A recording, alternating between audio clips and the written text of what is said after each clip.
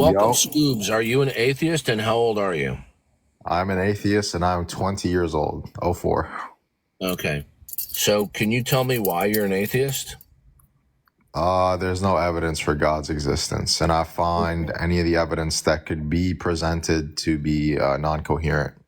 For Okay. example, Thomas Aquinas says like first mover or unmoved mover, a cause and effect, etc. Okay. So when you say there's no evidence for God, is that a sustainable claim? Well, let me clarify what I mean by evidence. I don't mean Please like answer my question. sorry. I don't allow people dodging my question. You asserted there's no evidence for God. Is that a sustainable claim? Oh well, you can prove me wrong. Okay. That's not an answer to my question. If you dodge one more time, I will remove you. You made a claim that there's no evidence for God. Is that a sustainable claim? Yes. Good. Please do so right now. Are we burden shifting now? You want me to prove how God doesn't exist? Scoobs, listen to me. You're talking to somebody who's more than 3 times your age. What Okay. you just did was a classic maneuver of what is called the presumption of atheism.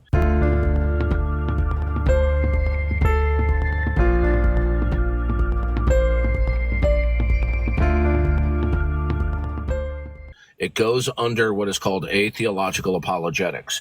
Because I am simply asking you to explain your position, and you now feel extremely uncomfortable or have an inability to explain your position, you're pulling out the burden shifting card accusation, which doesn't apply. All we're talking about at this point is your position. So can I be guilty of burden shifting when we're simply talking about your claim?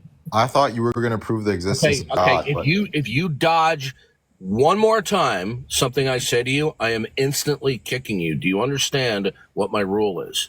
I will dodge those bullets. yes, Mr. Darth Dawkins. Okay. Now, you said there's no evidence for God. Correct. That's a sustainable claim. You immediately dodged it. Now you're saying I'm burden shifting. How can I be burden shifting when I'm simply asking you to explain your claim? Oh, sure, I'll explain my claim. Okay, so do you realize then that your accusation that I was burden shifting was categorically false? Yeah, I apologize. I thought you were going to prove Okay, God's continue. existence. Please explain your claim that there's no evidence for God.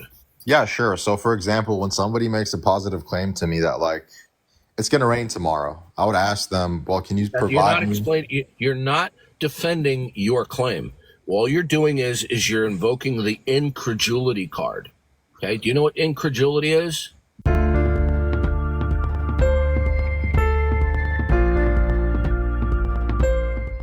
I assume it has something to do with, like, incredibility.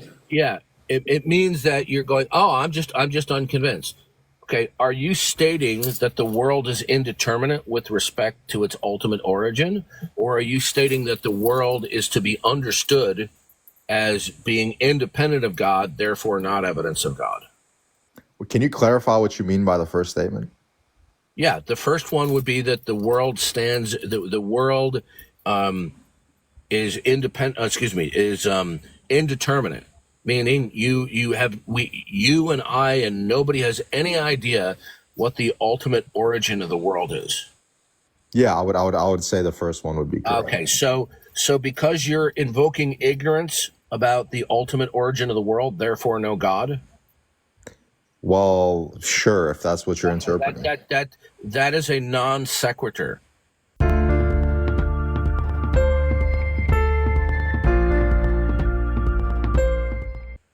So you don't know what the ultimate origin of the world is, therefore no God. That does not logically follow.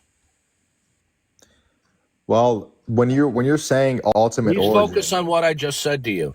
Does it logically and necessarily follow because you invoke universal ignorance as to ultimate origin? yeah, it doesn't follow, but you made a precept there. So we're presupposed Okay, supposition good. there. So can I clarify? So now your claim has not been sustained. Can I clarify the precept you made there? Okay, listen, if you're going to bicker with me like a little teenager, I told you I'm 3 times your age. I don't put up with teenage nonsense. Okay, when you ignore repeatedly clear things that I say to you, and then you just start rabbit trailing, then I got an itchy trigger finger.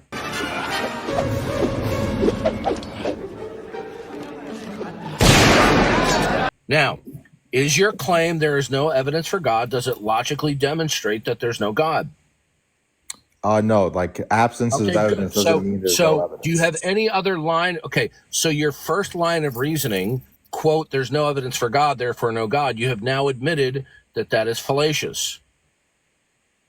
Well, I have no reason to suspect that God exists. Okay, what is your reason to believe that the God-independent world is true? I don't have a reason to believe that either, right? But what you just said is one of the most insanely idiotic things I have ever heard. At no point in your rambling, incoherent response were you even close to anything that could be considered a rational thought. Everyone in this room is now dumber for having listened to it. I award you no points, and may God have mercy on your soul. Okay, so guess what? The supernatural claim is being made by you. Stop.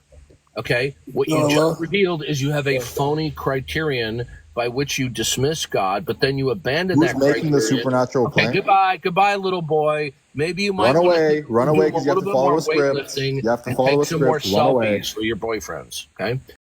Have you ever seen the movie Magnum Force? It was the sequel to Dirty Harry. One of the lines in the beginning and at the end of the movie is Dirty Harry says, "A man just has to know his limitations." These people don't know their own limitations of how ill-informed they are in terms of the philosophy of science. Try to educate them, they just become crazed mental patients escaped from the asylum.